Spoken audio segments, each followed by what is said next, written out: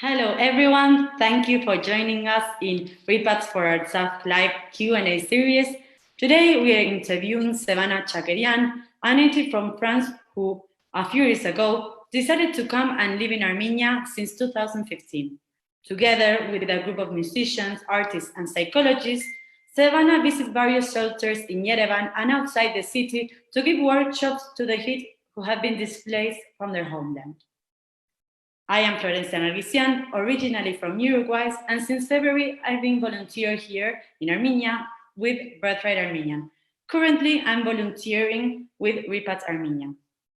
The objective of this series is to introduce some of the Repats leaders that have their own initiatives, and they manage to support Artsakh victims through a series of diverse activities. These are very important initiatives that have been made from the background, which is very much needed in these times. We encourage people to provide bigger support to these leaders so their activities continue and can even get to more people. Also, showing what and how these leaders are doing it, it can be considered as an example. We want to give an opportunity to others who want to start their own initiative by being inspired on these leaders. Not only Repat people, but also diasporan people. Once again, welcome, Sevana. Hi, Florencia, how are you? I'm fine, thank you. How are you? I'm good. Okay, please introduce yourself and the project you have been working on. Okay, so my name is Sevana Tchakerian. I'm born and raised in France, in the Paris region. And I moved in Armenia, as you said, 5 years ago to work in the music field, because I'm a musician. So I was working in music education and in music production, organizing concerts, etc. And so I got back recently after a big period of time in France because of COVID, got back. Okay, and so my name is Sevana Tchakerian. I'm sorry. And basically, I was when I got back to Armenia, maybe 1 month before the war, we started planning a lot of different musical projects in Yerevan, and I was hanging out with a lot of musicians. And when the war happened, we were all very shocked the first 2 days, thinking, what are we going to do?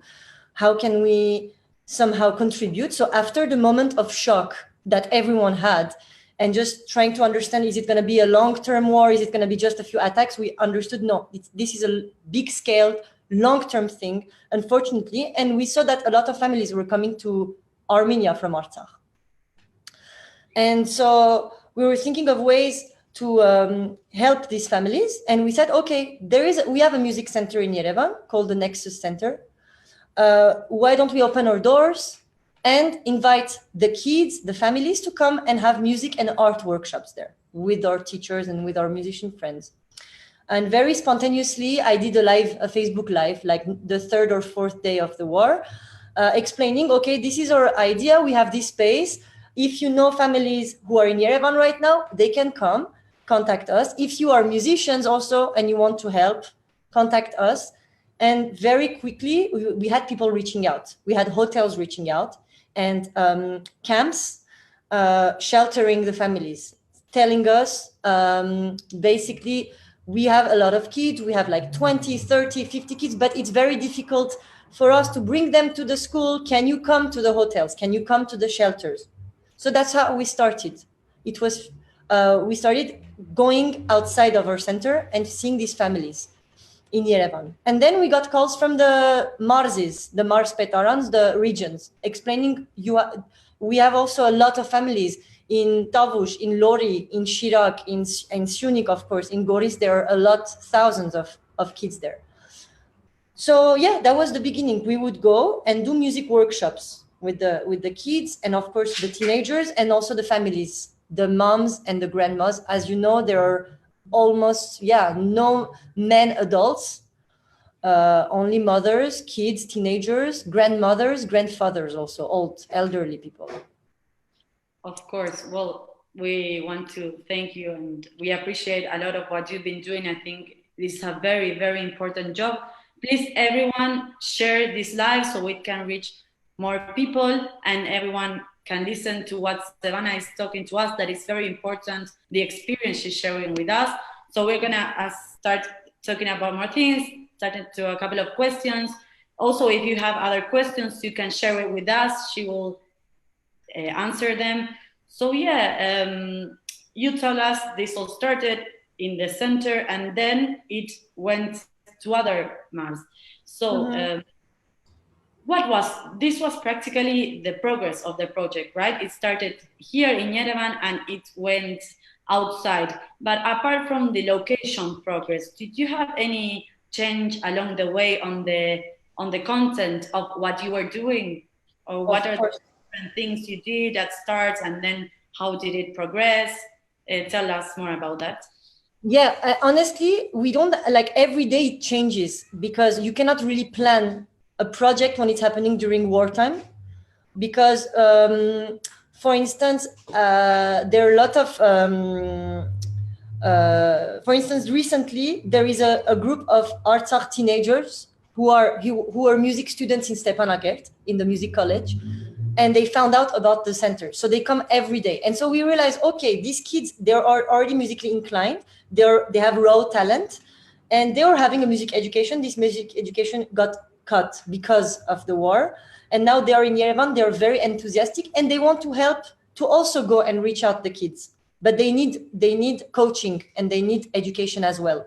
So now something that we hadn't planned was to train Artsakh teenagers to then also go and do those workshops with the kids. You know, at the beginning we thought, okay, we are the musicians from Yerevan or Gyumri or Vanadzor, etc. But now we also have musicians from Artsakh who can also then give back to their community. You know, this is one of the progress, for instance. It's very good how it started, like at one way helping, and then it went one way and go backwards. Like it's very dynamic, right? You're not only teaching, but you're giving them the tools. And this is not only very positive for right now what is happening, but it's also very positive for the future of these teenagers that will develop and will grow with all these tools, and then we teach them. I think this is a very good and interesting initiative that everyone should consider and take as an example, because now we are having this situation, but these people have to still continue their lives in the future. So giving them the tools for them to survive in the future, I think is also very productive. So you're telling us all these artistic projects have been done. And in what way do you think, apart from this that you were talking before, the music and specifically also talking about the arts, how is it contributing to this specific situation? Giving help or helping others or transmitting music, how is it helping and contributing to these people from Artsakh that unfortunately had to live this moment? I think it's contributing in very different ways. First of all, let's not forget that all these kids and all these teenagers, so they're cut, as you said, from their daily lives. They're living very traumatic events and coming here. And unfortunately, because everyone is caught off guard and all the efforts now are on the front lines and on the immediate help of these families, shelter, food, etc. Unfortunately, a lot of them, they don't have like a proper daily education. And especially now that we have COVID, the schools are closed. So imagine all these kids, they don't have a daily education like they used to do. So when you're in a hotel with your mom and you don't know where your father is, you don't have news from the men of your family, and you're in a hotel all day watching either the television or your phone, and you have nothing to do. I mean, that's you're in a traumatic event, and plus they are bored. So first of all, there is the occupational activity part of it, you know, bringing them an education. So it can be through music, art, it can be through mathematics, languages, you know, bringing back a sense of normalcy to their lives and keeping them grow, like helping them to keep growing during this time. Second of all, I mean, musical expression is in itself very positive. You know, when you can express your sadness or your sorrow or your anger if you do it through music or if you do it through fighting someone, you know. So we are trying to bring this energy and these emotions that they have and make them like express themselves in a positive way and in a healing way. I mean, music, I think music practice is form of healing. It always feels good for everyone to sing. And especially when we ask, or let's say we ask the teenagers, what do you want to sing? They always sing about their homes, Artsakh, you know, like these are very symbolic songs that they want to sing at this moment. So there is a reason to that also. That's for them, it's cathartic, it's a healing process. And when you play music in a group, I mean, it's like being in a little society, you know, you learn to listen to yourself. That's something that these are all the skills that you get in musical education, like creativity, sense of self-confidence, listening skills, respecting each other, you know. I could go on and on. So this is why to us it made sense. I mean, we are musicians, so this is what we do. It's very important, and you're very much true on what you're saying. Also, that you have been using all these tools professionally, like all this analysis. It's very important to take it into account. Of course, in my opinion, the Armenian community and it's related to music is very big. It's very ancestral, let's say. But it's very good that you connect all this music, not only on the sense of arts, but also connected the psychological way. Is very important. And yeah, I want to add something. Sorry, this is something that's also very important. It's to connect to your own culture and identity. I was talking about this with my colleague today, Anna.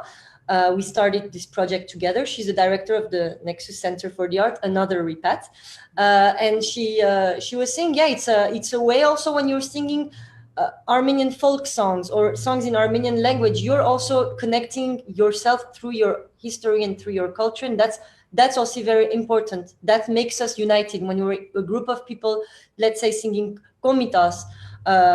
That brings us together and that connects us because these songs have been sang by other people before us, and they're going to be sang also by other people after us. They are also the symbol of we exist, and no matter what happened, and no matter all the obstacles and all the problems we had, the challenges we had in our history, we're still there, and our songs are still there, and our songs will still be there after we pass them to the other generations. You're very much right. It's like the heritage we have, right? The music is one of our biggest heritage, and it continues through the years, and it's good to still continue them, not only in Armenia, but in the whole world. The same music is, and Gomidas, as you say, here, Bohagan, Askagragan music, a lot of them. So in all this process that you've been telling us on teaching it or going outside, also not only teaching and doing these workshops in Armenia, did you find any difficulties on doing and implementing it?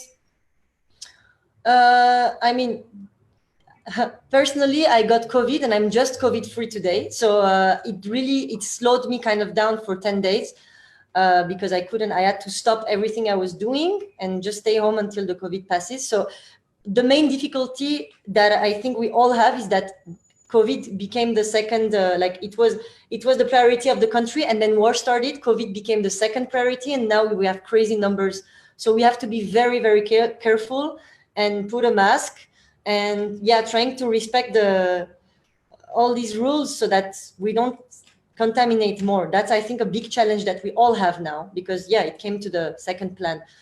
Other difficulties is that, I mean, it's normal when we go to a group, we never know what's going to happen. Maybe we go to a group of kids and there is someone passed away in their families in the front lines, and we have to be very careful. And it's kind of, we're psychologists, you know, at this moment. We cannot just go and dismiss the whole vibe and the energy and just do what we want to do. We have to be always, sometimes I remember at the beginning, we went to a group in a hotel and the kids were like, we don't want music.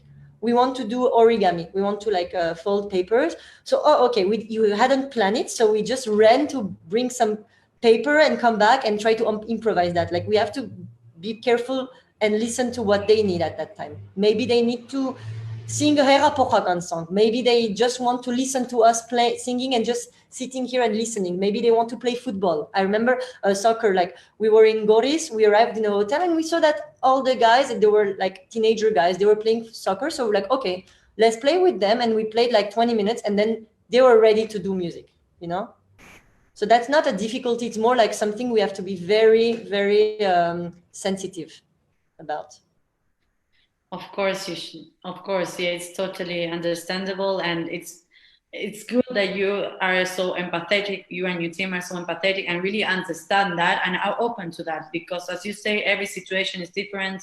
You cannot prevent all of the situations, and well, it's something to congratulate you on what how you're approaching to all of this. And I suppose this, all these things you've been done, all this experience you have been making with all the activities, well, it did affect you. How do you think it most affects you personally? But I mean, I know it's the case for you too, Florencia, but like our whole daily life has become this war. I mean, I cannot even concentrate on other things. I have a band in France, and I told them, I don't know, they're or the next plans, like next concert, next tour. I cannot think of this. So my whole mind, my whole soul is here. And really, it's also when we have this shared love for music, let's say with the kids or with the teenagers, we work together. Of course, it's very nice for me too. Like I'm getting a lot of course, good energy as well, you know, because I'm a musician, and musicians, we like to play with other people and we like to do good music. And when this connection happens, of course, I'm very happy. And yeah, just seeing people like connecting with these people, they're like great. Everyone is great. Everyone has, they just want to go back home, you know, like they haven't, it's, I don't know how to explain more. Yeah, of course. I mean, how can we be in the minds and in the hearts of these kids or these people that were we have to leave their homelands and leave everything behind? Of course, it's not Yeah. easy. Of course, it's gonna take time. Of course, they maybe are not very open to some activities, or maybe are more or less open to others. But the thing that it's people are really taking interest on supporting them. It's very movement that is getting us strong as a nation, you know, not only all Yeah. people are doing here, but in the world.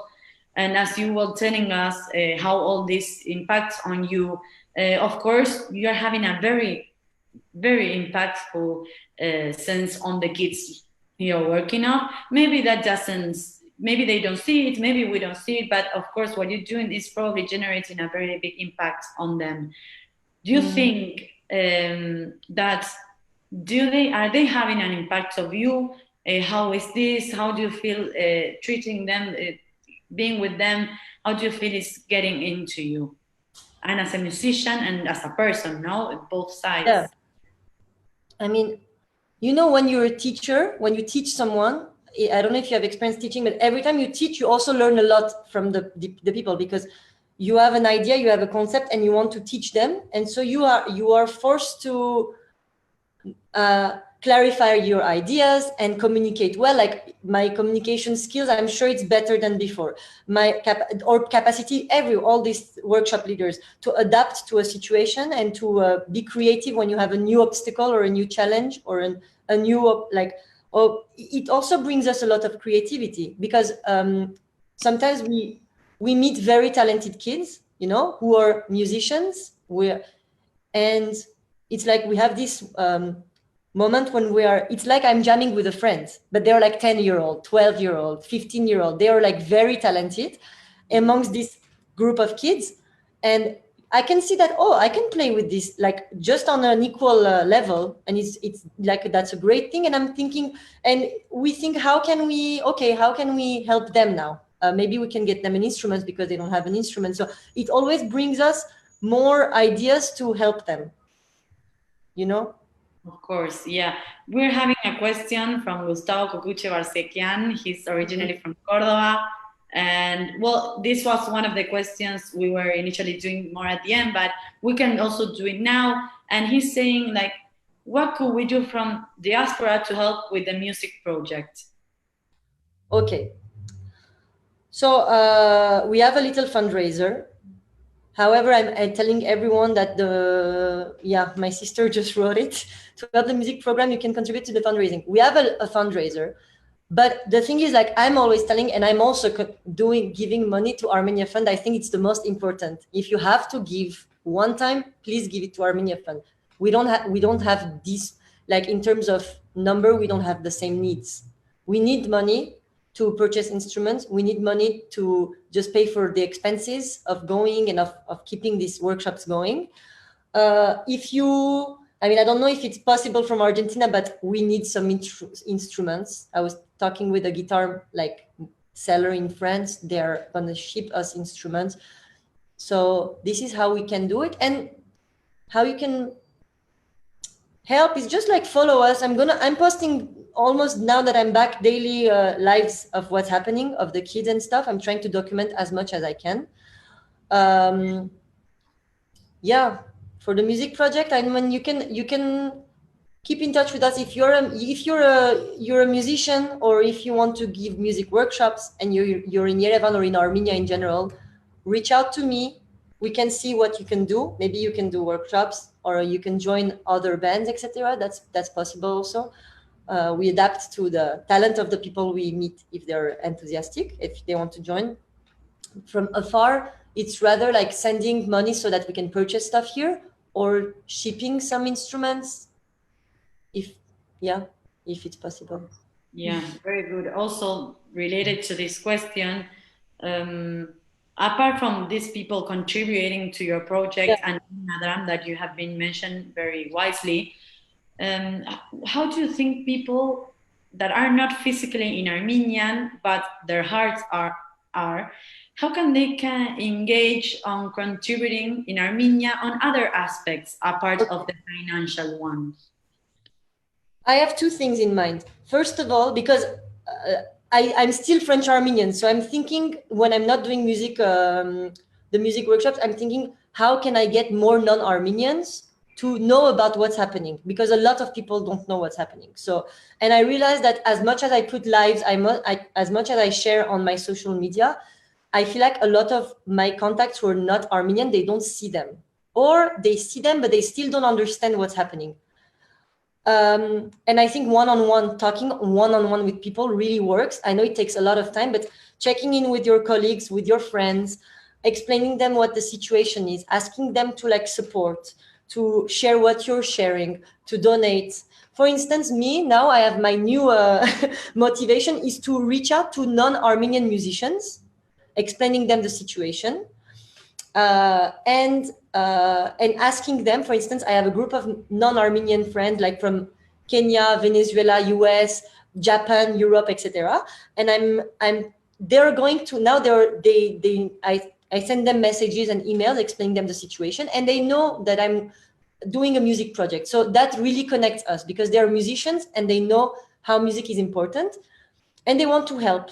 Some of them donated, and other people, they decided to do Armenian music covers, but they were not Armenians, and put them online with the hashtags, with the explanation of what's happening. And this is how they're going to connect to their audiences.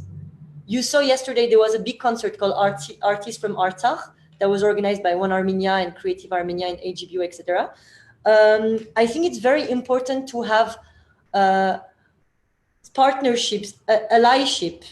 And I think artists and musicians, they are the most sensitive to these topics, because they are also very sensitive people. When you decide to dedicate your life to music, you're going to be more sensitive to certain stuff, and we can connect through music. And this is how Armenian music and Armenian culture is important, because that's how they can become ambassadors for us. Exactly. Now, if you don't have musician friends, just talk to them. This is my first thing. And second of all, sorry if I talk too much, but I have a new idea that came to me today. So one of my band members for Collectif Metz Bazar, his name is Marius. He's French American. He's not Armenian. He decided to write to the parliament member in France who represents his district. So he sent him an email. He explained to him, I'm sorry, I'm very connected because I have a band with Armenian members, and Sevana is my Armenian friend is in Armenia doing this. I think you need to try to push to recognize Artsakh, because this is a big problem. This is not just about Artsakh, it's about it's not just about land, it's about extermination of Armenians, etc. So he sent a very detailed email, and the parliament member answered him, and he's like, yes, we are trying to. And I'm thinking, yeah. He sent I was very surprised positively, and I'm thinking, this works actually. If we don't write anything, a lot of them, they're not going to think it's a priority. But if a lot of electors in their local communities write to their parliament members, write to their mayors, and I know it's work, but we have to do it. I think it's very important. I didn't know it was this much important until I saw the emails. So I'm going, actually, many places of the world, people are talking to their representatives in the big scale and in the short scale.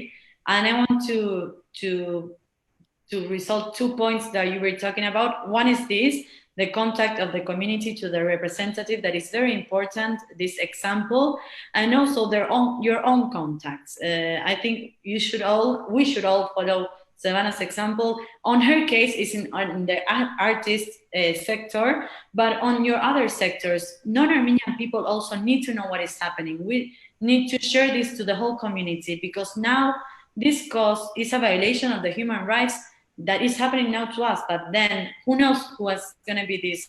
This must be important to the whole world. The whole world must understand what is happening, and that human rights shouldn't be violated anymore. So this has to make, this cause must be like a world cause, not only Armenians and people who know Armenian cause. Well, we have another question from Mariana Chobanyan. She's asking you if you have personally learned something new from Artsakh kids, probably some new songs or music. And I want to add something to that question that, well, so people can understand. A couple of days ago, I interviewed Sevana on the Nexus Center, and she told me she was working on a song that a girl from Artsakh wrote. And she actually, with some colleagues, helped produce that song. Maybe we can relate both these questions, and you can tell us more about this and the potential these kids from Artsakh have. I mean, I learned a lot of songs. I didn't know a lot. The teenagers, everyone in Artsakh, they know a lot of songs about Artsakh and about the homeland, and I didn't really know this repertoire. So now I'm learning all the Hayr Nasirakan songs, Hayrapuchakan songs, and the specific songs about Artsakh, and about Chenkta Shushin Menk Urishi, for instance. These were songs that I never heard about because I never was connected to them. I'm learning a lot of vocabulary of Artsakh dialect also, because they speak in Artsakh dialect between themselves. And so I'm here. At the beginning, I didn't really understand, but slowly I'm starting to learn how the Artsakh dialect. And as you said, Florencia, there is these are one of the progress we can talk about, or new ideas that come and they are not planned. Sometimes the kids, and there was this young teenager, Dina, she wrote a song. She wrote the lyrics and the melody of a song about what's happening. And it inspired us to help her record that song in our music studio. So we recorded the song, and now we are our friend video maker Shant is making a video about it. And today there were new some other teenagers started to write a song, and so we were going to workshop it and turn it into a real song. These are stuff, and because we want also their messages to be heard, and we have the capacity in our school to record them and to arrange and to turn them into tracks that then you and I can hear, and we can release these songs. So we also learned they have so many things inside them. They have so many things to say. It's infinite, and it's also very difficult sometimes to listen because it's very emotional, but at the same time it's very, very inspiring.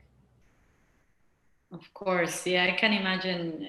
Apart from being here and knowing the whole situation and what is happening, having direct contacts with the real victims on what is happening must be very terrible. But I repeat it because I think we have to repeat it a lot of times. It's wonderful and it's very inspiring, the job you're doing with your colleagues and all the help you're providing to these kids. because the psychologically help to these kids now, I think, is one of the most important aspects, and something the community should be very aware of. The kids, you know, and let's hope this ends soon, and someday this has an international resolution to stop the conflict. But okay, we're teaching to the next generation. You are teaching to the next generation, and having all these psychological aspects being taken into account, I think is super, super important, and something everything should work on. I mean, we have to also realize that this is going to be a long-term thing. We don't know when the war is gonna end, but Stepanakert, all these like areas are destroyed. So we don't know how much time it's going to take until they rebuild the houses. So I don't know. I really hope that we'll be able to. I mean, we have to start thinking long term, but it's very difficult because every day is different. Every day it's, you know. So I think everyone in the repatriate community and in the diaspora, we have to concentrate our efforts on what's happening. I was reading from French Armenian friends. They were writing like, this year we're not going to celebrate Christmas. I mean, we're not going to spend buy gifts because we don't need these gifts, and we're going to spend all this money instead of the gifts that we don't need anyway. We're going to spend it on Artsakh, giving to the Armenia Fund. And I think this is something that we have to think about. This has to be the priority of every Armenian around the world.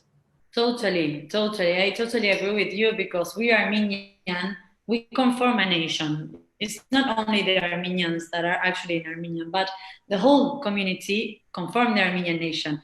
And now, as you say, it's the moment to stop giving ourselves the different things we don't need, and start considering the help is now needed in Artsakh.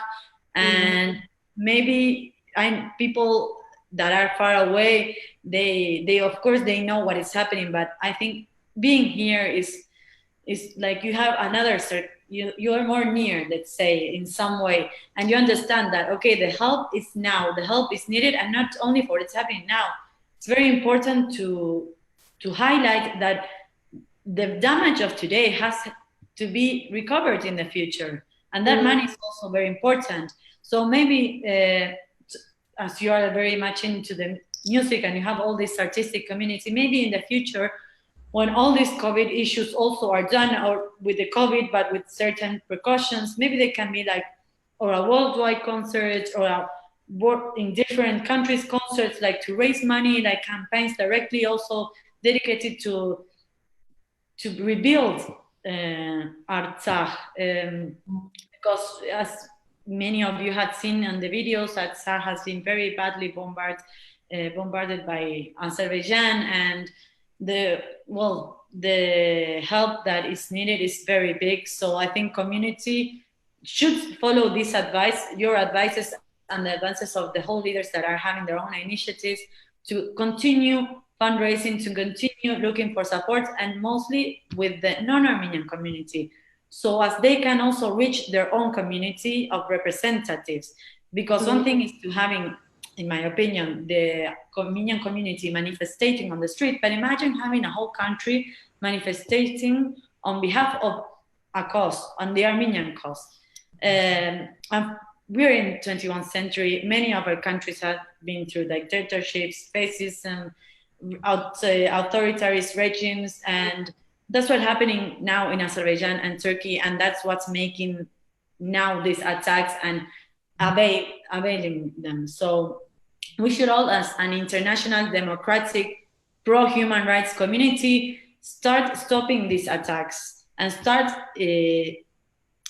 asking for their countries and the international organizations to took real measures, because there are real measures that can be done. But unfortunately, all these socio-economical interests are binding everyone, are preventing them to do things. So your voice, my voice, the voice of the artists, with everything, we can take a step forward and continue fighting for the recognition of Artsakh. That is eventually what we want.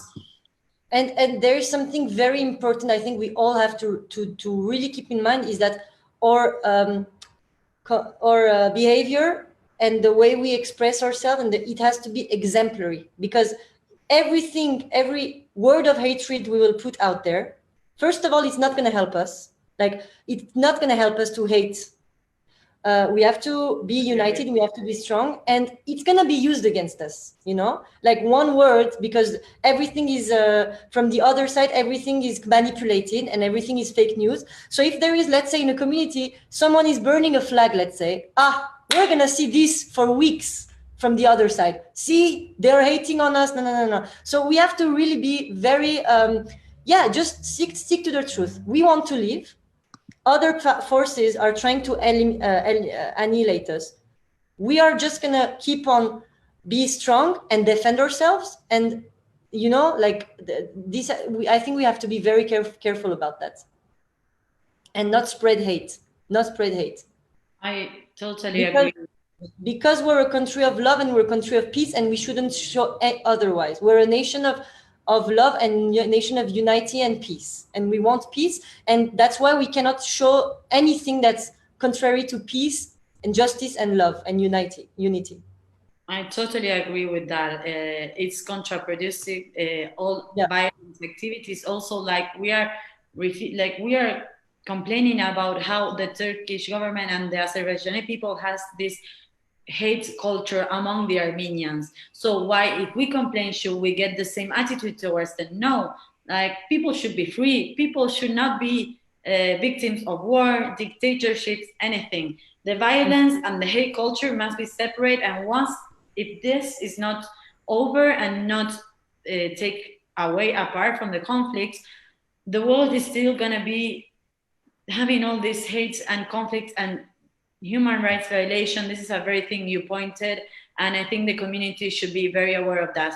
Maybe this is too strong, but we are not the Armenian soldiers. They're not killing Azerbaijan people, soldiers, no, because no people. I mean, yeah.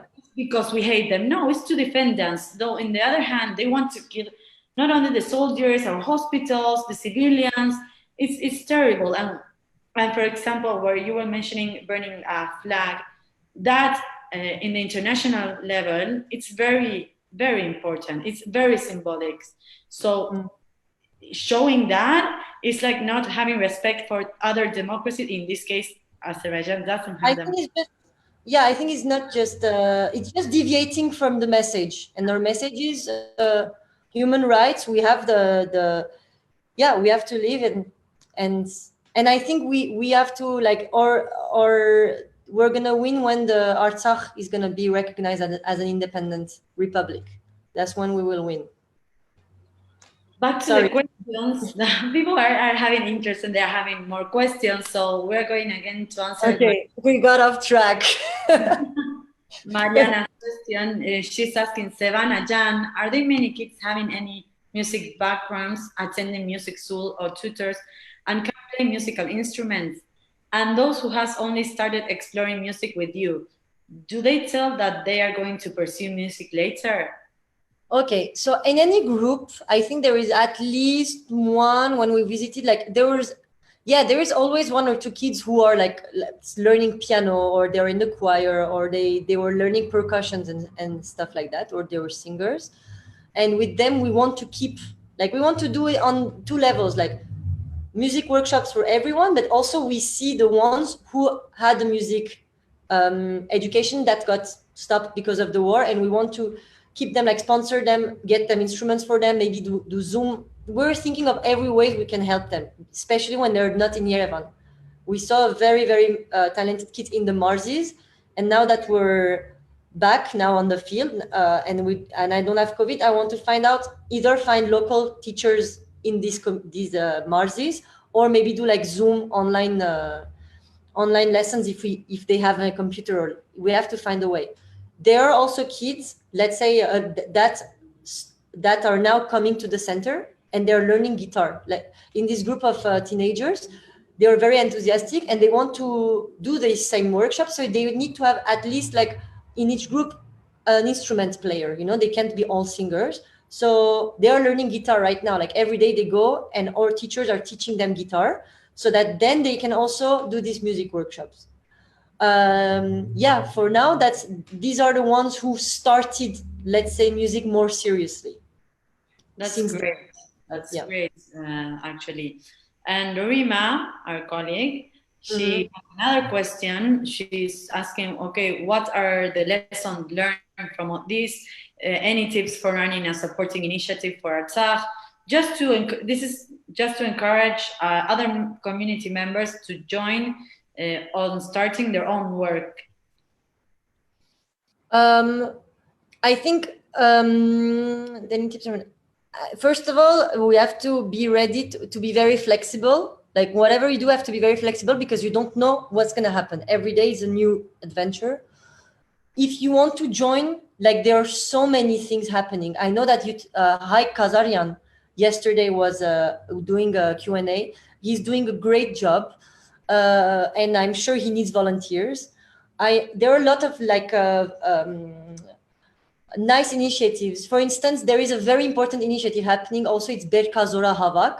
Like all these, there are a lot of villagers who left to the front lines, and now their crops, vegetables, and fruits need to be picked, or else they're gonna just rot. And so I know that there are groups getting organized and going and picking them up. So I think this is a great way to help also because they need a lot of volunteers. And as for like starting their own, it really depends on, yes, if you can help somehow, what can you do that will bring the most impact? I keep on thinking about your education, you know. I keep on thinking like these kids have to have an education for the next month to come. They cannot just stop school and university. And I think that the Ministry of Education, Teach for Armenia, they're trying to do something. So also if you can tutor online or personally, maybe that can be a good way. I mean, there are so many ways to help, I think, honestly. Yeah, maybe we can connect this question and this answer mostly to Vasken Timas' question that he asked, what are the non-military jobs needed? Can you talk about daily life in Yerevan? Thank you. I think daily life in Yerevan would be a topic that it would be extended to many hours for sure, but maybe this, what you were talking at the end, maybe specify if you know any more jobs or tasks that can be very useful nowadays apart from the military jobs.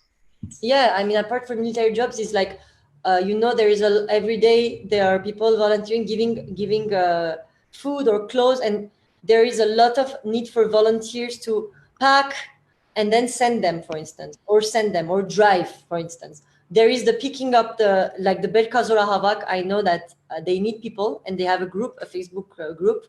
Every day they're like, tomorrow we're leaving at this time to go to this village and we're gonna pick up eggplants or pick up this thing. I think that's very important. I think what else?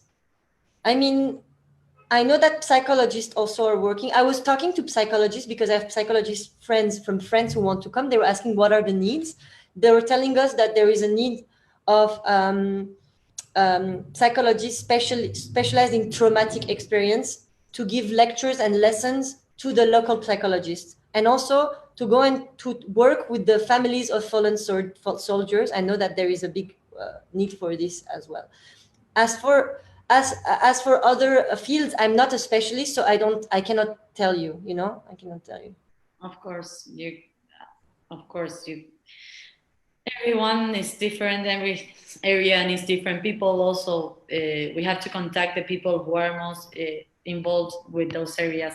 So we're going to some more questions. People, if you want to ask more questions, please be free to ask them. Now we have a question from our other colleague, Zovak Solomonian. She's asking, what are the most inspiring phrases or words you heard from the children that it impacted you personally? I remember like the first days that the young singers, they came to our school and we started working on the teenagers song. They were like, this is amazing. They're like, we kind of feel bad to say this, but this is such a great experience to have right now. And they were feeling bad towards their other friends and their other families. But at the end of the day, they are teenagers. So, you're a teenager, you're a musician, you love music and you come to a place with microphones and speakers and guitars everywhere. So they were like, we really feel bad to say this, but thank you so much, because this is like a blessing. That's a positive thing happening to us. And that's what we want. I mean, this is not going to change the horrible situation, but if at least for a couple of hours, these kids get to be teenagers again, you know, that for me, this is what impacts me. We have a lot of, like, let's say, when we go into a hotel, sometimes there are mothers who are like, no, but no, what music? This is not time, I think, for music. So yeah, we understand. We start and we're in a kind of common area, and like slowly we see them approaching with their babies or with their kids, and they sit behind, and then sometimes they join us and they start singing, and at the end they say thank you very much. This was very, like, we see the change it makes on our kids, you know. So yeah, it impacts me. Like, I'm happy that we get to that thing, because that's, if we're doing this so that they feel better, not the opposite. Like, it's very important, yes. And I think in these moments it's very difficult to provide some, at least very difficult happiness, but you have achieved it, and I presence it. Sevana once invited me to a little workshop she did in a hotel with families from Artsakh, and you really could see how, like, these kids were at one point bored because they were all day without doing anything. That's why it's so important to make them do stuff, as Sevana was saying, but also at the same time they were singing, very happy, they were joining, they were together. It was a very spirit, like in a good spirit situation, you know. I think it's a very good example what you're doing. As we mentioned at the first time, this is not only to show that your incredible work, but also to show it as an example for other people to continue this labor and some to these initiatives. And well, your explanations, your activities are, I think, are very good examples for everyone. Artists, non-artists, everyone can help on their own ways. We are all soldiers, some on the front line, some on the back lines. We all do different things, and we are all capable of doing a lot of things. I think all the people who know you, for sure, I've been knowing you for a little time, but I'm very proud of what you're doing, and I'm very happy to see people like you taking these causes on their shoulders and going out with them and fighting for them, and going forward, you know. That's a very good example. I want to congratulate you. Of course, it's from your heart, but it's something we should really congratulate you for. If anyone has another question to do, you can do it now.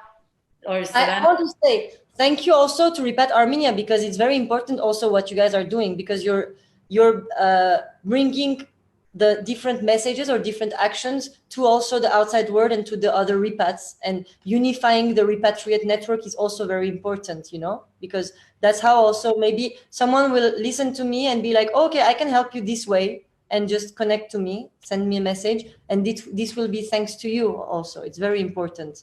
So thank you, Florencia. Thank you, Rima, Mariana, Zovak, everyone. There's nothing to help. Like, it's our duty as Armenians, as repatriate, as diaspora, is in our duty now, and it's in our heart to help the better ways we can and however we can.